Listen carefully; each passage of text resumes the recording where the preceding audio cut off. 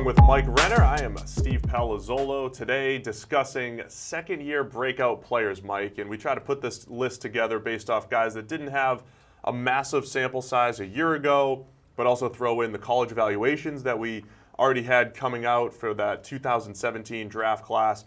So let's kick it off. Patrick Mahomes is taking over at quarterback with the Kansas City Chiefs. And even if he's not great, I think the weapons that they've surrounded him with Travis Kelce at tight end, Tyreek Hill at wide receiver, adding Sammy Watkins at wide receiver, Kareem Hunt's coming out of the backfield. Mahomes is really set up for success in year two. Yeah, it's really one of the best situations you can step into as a young quarterback with all the weapons they have on the outside that you mentioned, with a solid offensive line in front of him, with a solid run game as well. Really not a lot of pressure on him to make plays, and with a creative offense coordinator in Andy Reid.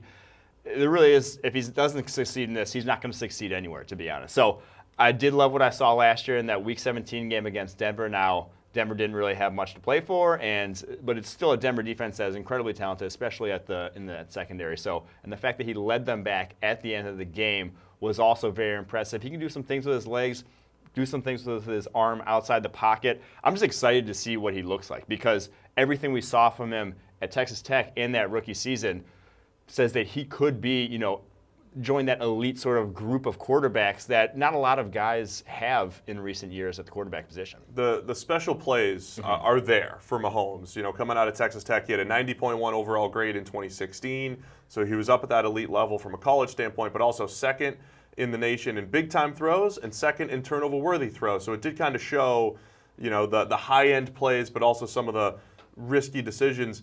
He's one of those guys where just watching him in the preseason and watching some of those throws in that Week 17 Denver game, he has so many incredible special throws in the bag. So even if there are a few mistakes along the way, still going to be more good than bad, I think. And that's the exciting thing, is the Week 17 game against Denver, 79.9 overall grade. He was further along in his development than I thought he would be coming out of Texas Tech, because he just looked like a different player in a lot of regards in his pocket management, that sort of thing, going through progressions in that offense.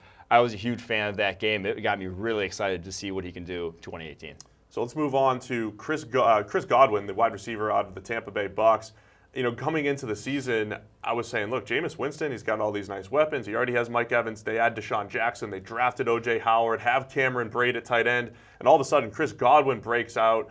And he was a guy, I think, the more we watched him in the college process, the more we liked. He's really good in contested situations. He can also get open. But it's just another downfield threat. And, just an added bonus, I think, because of the way Tampa Bay built that offense and maybe didn't expect this level of production from Godwin, but he could have a massive second year. It's really interesting, though, to see how they utilize him, because down the stretch, he was one of the most productive receivers in the NFL. From Week 10 on, once he started to see more snaps, he was 12th among all receivers in the NFL in terms of yards per route run. You remember that game-winning catch he had in Week 17 against the Saints downfield. He is a fairly complete wide receiver in terms of his skill set, but they have Mike Evans, who Jameis Winston still, forces the ball to ad nauseum in that offense. And they have Deshaun Jackson, and they have Cameron Brate in the slot. What sort of snaps does he see in that offense is my question mark. Well, he was our top-graded rookie receiver last year, and if they do give him the opportunity, he showed, I think, that he could produce when he is targeted. Let's go to my guy now, Dalvin Cook. He was banged up last year, Vikings running back, and they still had a nice year without him, but I really think when we were putting together our list of best players under 25, I wanted him in that other group of running backs with Zeke Elliott, with Kareem Hunt, with Alvin Kamara. I really think that he could do the three-down type of stuff that you need to be a productive running back in today's NFL. Receive out of the backfield, unbelievable burst in his last year of college, led the nation in yards after contact, running behind a bad Florida State offensive line. So he has experience behind bad lines, and he's productive behind good lines. I just love what Dalvin brings to the table. Yeah, if he doesn't get hurt early on in 2017, he's not even on this list. He already broke out. He would have been one of the top running backs in football. He would have made the 25 under 25. He is that good. As a bell cow back last year, he averaged 2.65 yards after contact per attempt. Fantastic number there, considering how many, they were just pounding the rock with him those first few weeks before he got injured. So he's probably going to see that sort of workload again in that Minnesota offense, and he's an incredibly, I don't care what the combine numbers say, I don't care what any sort of athletic testing numbers say, when he gets on the field, he is a threat to take it to the house every single time. And I think we're going to see that again in 2018. I expected to see 4.3 range at the combine. Yeah, he didn't show it, but I don't care. Like you said, on the field, yes, plays like a 4.3 guy.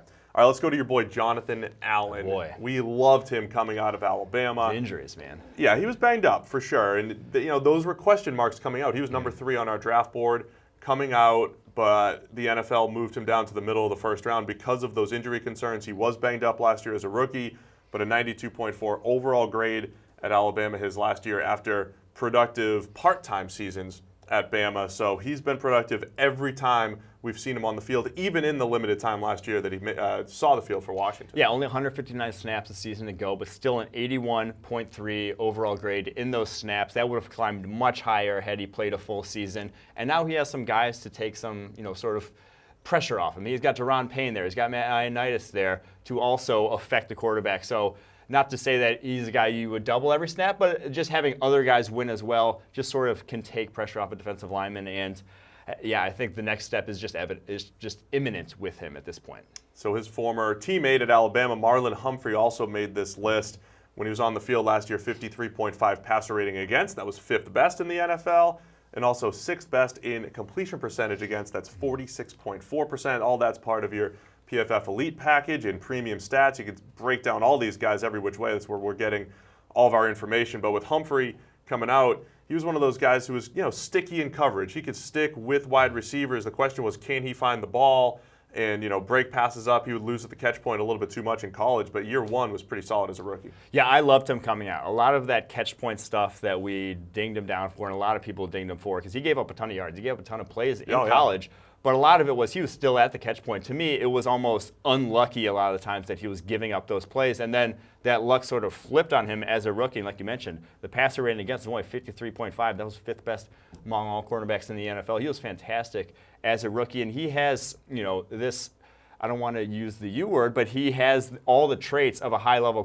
cornerback in the NFL, the size, the length, the speed. And he's just a, sort of elite cornerback in the making at this point. Liked him coming out, the ability to play off or play man coverage. I do think that what we're finding, though, is it's more difficult to just stick with wide receivers, throw after throw, play after play, than it is. That's a more consistent, more important thing than maybe losing at the catch point, because, like you said, that could fluctuate just a bit. Another fellow cornerback, Adoree Jackson, Tennessee Titans.